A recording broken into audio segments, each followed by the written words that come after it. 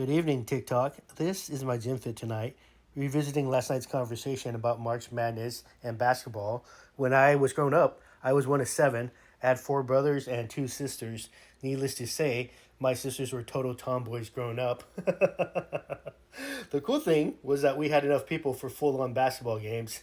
Before we would play an epic game of basketball, we would warm up with a legendary game of horse. I would just start draining threes from the logo, and my brothers would always cry foul play. They would say that it was I was the only person who could hit threes from the logo and that it was not fair, which was not true because they were just as strong as me, if not stronger. They were physically capable of heaving the ball from the half court line to the basket. My sisters were not. But I never shot logo threes when they were shooting behind me. I'm not a D-bag.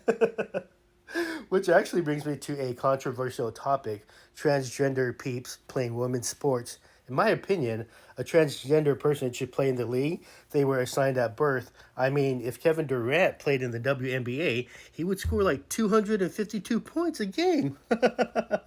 Having said that, I believe that Caitlin Clark is good enough to play in the NBA, but she's the exception, and few people are exceptional.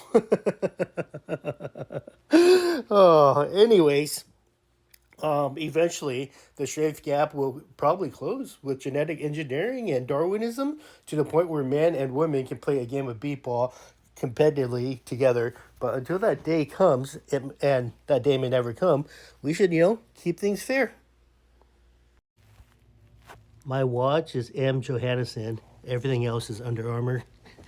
And I'd like to conclude by saying that I was training logo threes before Steph Curry and Caitlin Clark made it trendy, like my threads. Have a great night, guys.